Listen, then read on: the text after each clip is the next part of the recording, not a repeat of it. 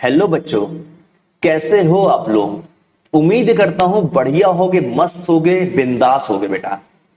तो इसके पहले हम लोगों ने बेटा एक्सरसाइज 2.1 में प्रिंसिपल वैल्यू निकालने का पहले तो मेथड सीख लिया था कि किस तरीके से हम प्रिंसिपल वैल्यू फाइंड आउट करते हैं, और फिर उसी प्रिंसिपल वैल्यू के कुछ क्वेश्चंस उठाए थे और कुछ क्वेश्चंस हम लोगों ने सॉल्व किए थे एनसीईआरटी के। अभी हमारे कुछ क्वेश्चन बेटा बचे रह गए हैं एक्सरसाइज 2.1 के, तो हम लोग आज के लेक्चर में बेटा उनको कंप्लीट कर लेते हैं, ठीक है। तो चलिए देखिए, स्क्रीन पे आप देख रहे होंगे बेटा, क्वेश्चन कुछ ऐसा है, find the principal value of inverse trigonometric function.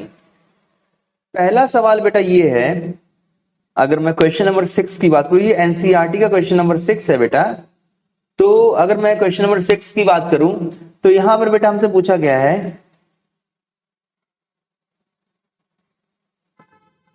tan inverse -1 की वैल्यू। हमसे पूछी गई tan इनवर्स -1 की वैल्यू। प्रोसीजर हमने आपको सिखाया था। फर्स्ट ऑफ ऑल आपको इसको वाइलेट करना है, तो मैंने सबसे पहले क्या किया, इसे वाइलेट कर लिया।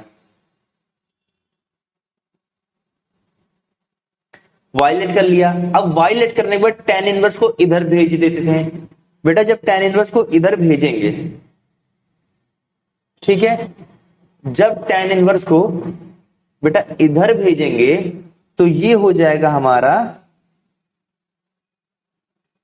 tan y बराबर -1 बेटा।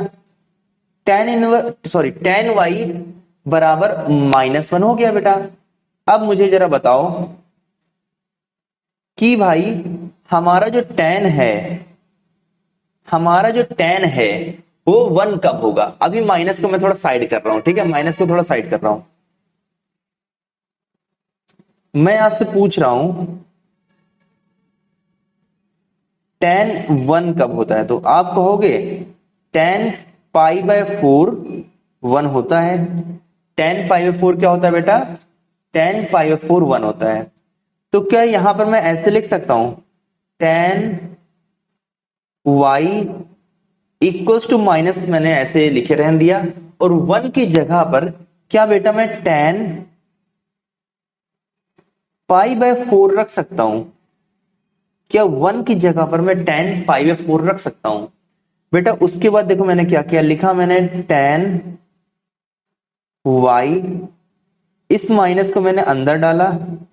जब इस माइनस को मैं अंदर डालूंगा बेटा तो ये -π/4 आ जाएगा। क्या आ जाएगा, -π/4 आ जाएगा। अब दोनों तरफ अगर आप कंपेयर करोगे आप पाओगे ये y जो है, ये y हो जाएगा -π/4 के बराबर। अभी आप इसको आंसर मत समझिए, आपको इससे आंसर समझने के लिए इसकी रेंज चेक करनी पड़ेगी।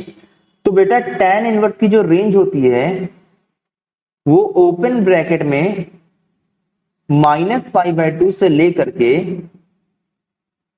+π/2 तक होती है, ठीक है, +π/2 तक होती है बेटा। तो आप मुझे क्या यहां पर बता सकते हैं कि यहां पर जो आपने y की वैल्यू -π/4 निकाली है, क्या वो रेंज को बिलोंग करेगी बेटा। बिल्कुल रेंज में ये वैल्यू आ रही होगी। अगर -π/4 tan इनवर्स की रेंज में आ रहा है तो यही बेटा हमारा हो गया प्रिंसिपल वैल्यू। ये हमारा क्या हो गया, ये हमारा हो गया प्रिंसिपल वैल्यू, ठीक है। तो पहला क्वेश्चन तो हमारा हो गया। अब आते हैं सेकंड क्वेश्चन पे। सेकंड क्वेश्चन क्या है, sec इनवर्स 2/√3, ठीक है। तो भाई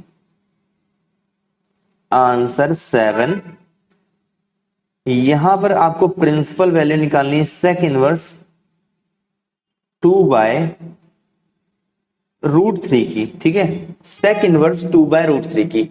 आपको प्रोसीजर पता है कि पहले आप इसे y मानोगे, पहले आप इसे y मानोगे, अब sec इनवर्स को आप उधर भेजोगे।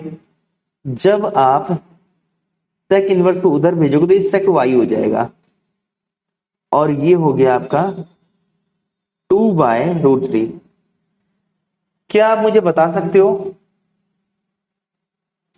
कि भैया sec 2/√3 कब होता है, कि sec 2/√3 कब होता है। तो आप कहोगे सर sec पाई बाय 6 की वैल्यू होती है 2/√3।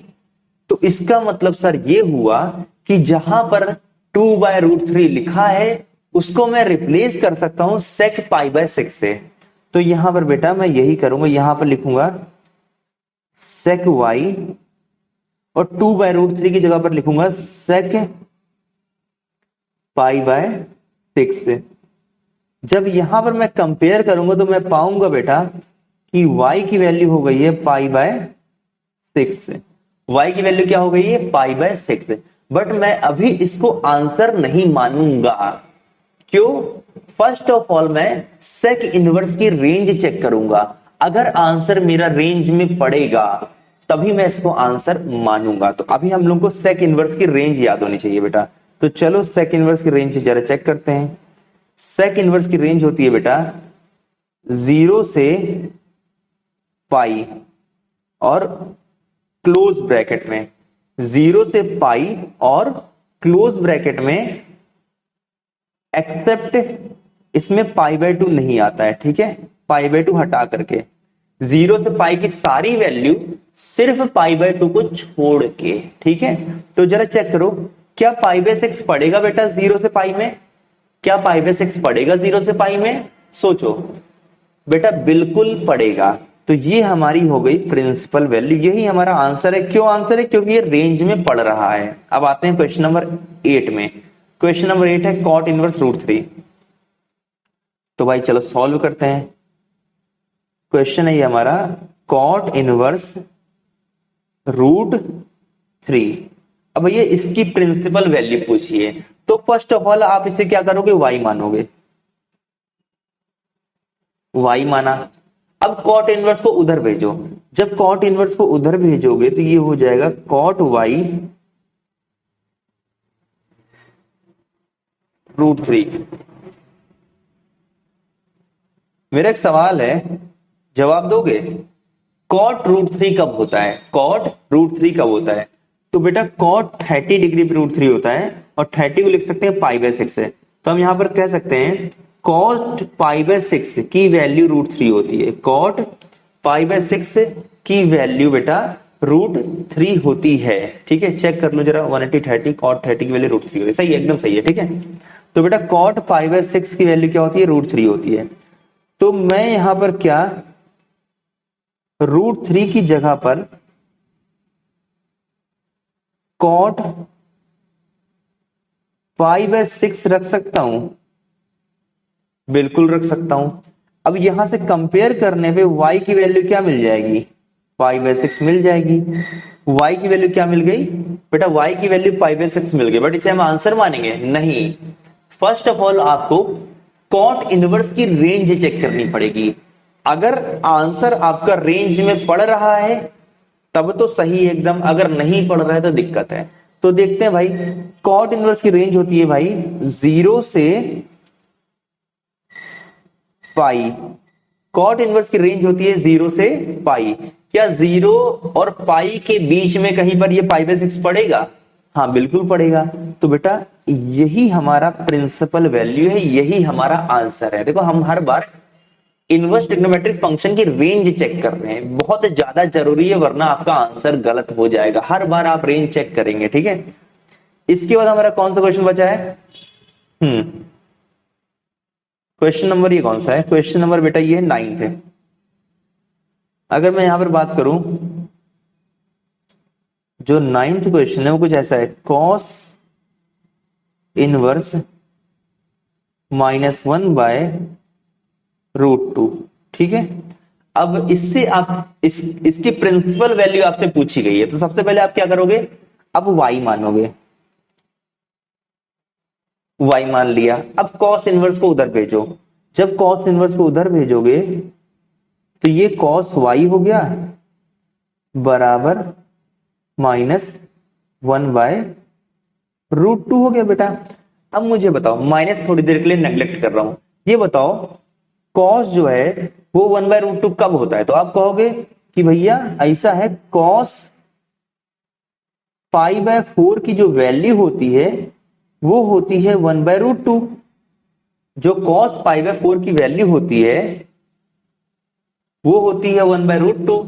तो क्या मैं 1/√2 की जगह पर cos π/4 रख सकता हूं? बिल्कुल रख सकता हूं। तो मैंने यही किया बेटा, लिखा cos y, लिखा माइनस, और 1/√2 की जगह पर रखा cos π/4। अब इस माइनस को अंदर कर दो। जब बेटा इस माइनस को अंदर करोगे तो ये कुछ ऐसा हो जाएगा, cos माइनस में π/4। और यहां से जब कंपेयर करके आप आंसर को लिखोगे बेटा, तो यहां से y की वैल्यू हो गई माइनस π/4। अब आप इसको आंसर मत मान लेना। फर्स्ट ऑफ ऑल आपको कॉस इनवर्स की रेंज चेक करनी पड़ेगी, और जब आप कॉस इनवर्स की रेंज चेक करते हो तो आप पाते हो रेंज जो होती है वो क्लोज ब्रैकेट में 0 से पाई होती है बेटा। तो क्या ये जो आंसर -π/4 आया है, क्या ये इस रेंज में पड़ेगा? तो बेटा ये इस रेंज में नहीं पड़ेगा, ये इस रेंज में नहीं पड़ेगा। -π/4 कभी भी 0 और पाई के बीच में नहीं आएगा, तो ये हमारा आंसर नहीं है बेटा। ये हमने ब्लंडर कर दिया यहां पर। तो गलती कहां से हुई बेटा? देखो ये हमारा आंसर नहीं है, और मैं ये कह सकता हूं बेटा कि ये जो स्टेप हमने किया है ये रॉन्ग स्टेप किया है। क्या किया है? रॉन्ग हमसे हो गई, गलती हमसे हो गई। अब इसको सुधारते हैं बेटा। इसके पहले वाले लेक्चर में मैंने ये बताया था आपको। अब हमें यहां पर कुछ ऐसा जुगाड़ करना पड़ेगा कि आंसर हमारा रेंज में पड़े, क्योंकि cos -π/4 हमारा रेंज में नहीं पड़ रहा है। तो यहां पर बेटा हमें समझदारी दिखानी है, और समझदारी ऐसी दिखानी है कि आंसर हमारा रेंज में पड़ने लगे। क्या मैं cos -π/4 को लिख सकता हूं cos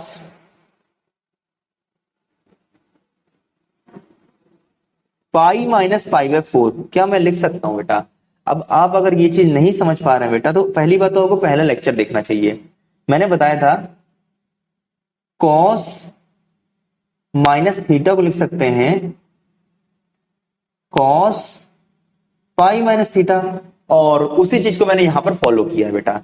तो मुझे उम्मीद है कि बेटा आपको ये समझ आ गया होगा। तो cos y, अब यहां पर एलसीएम लेके सॉल्व करोगे बेटा, तो ये हो जाएगा 4π -π/4। ठीक है, ये हो गया बेटा cos y, और ये हो गया बेटा cos 3π/4 बेटा। तो यहां से y की वैल्यू क्या आ जाएगी? 3π/4 बेटा। जरा चेक करो, क्या अब ये रेंज में है? क्या ये 0 से पाई के बीच में पड़ेगा बेटा? बिल्कुल पड़ेगा। तो ये हमारा हुआ सही आंसर, ये हमारा हुआ बेटा प्रिंसिपल वैल्यू। तो हमने बड़े ध्यान से देखा होगा, यहां पर हर बार बेटा मैं रेंज चेक कर रहा हूं, और रेंज चेक करने के बाद ही मुझे एक कॉन्फिडेंस आ रहा है कि मेरा आंसर सही है या फिर गलत है। विदाउट चेकिंग रेंज मैं ये नहीं कह सकता कि मेरा आंसर बेटा सही है या गलत है। तो आपको रेंज जरूर चेक करनी पड़ेगी बेटा। ठीक है, तो ये जो लास्ट क्वेश्चन आप देख रहे हो ना, मैं चाहता हूं बेटा ये वाला क्वेश्चन आप खुद से ट्राई करो, ये वाला क्वेश्चन आप खुद से ट्राई करो। तो बेटा अगर आपको मेरा यहाँ पर क्वेश्चन जो मैं समझा रहा हूं बेटा, अगर आपको कुछ भी हेल्प मिल रही हो बेटा, तो जरूर आप मुझसे शेयर करें बेटा कि मुझे इसी तरीके से और लेक्चर्स लाने चाहिए, एनसीईआरटी सॉल्व करानी चाहिए। क्योंकि अगर आपको चीजें हेल्प कर रही हैं तब तो मेरे लिए बेहतर है कि मैं वीडियोस को और जल्दी जल्दी तेजी से बनाऊं बेटा।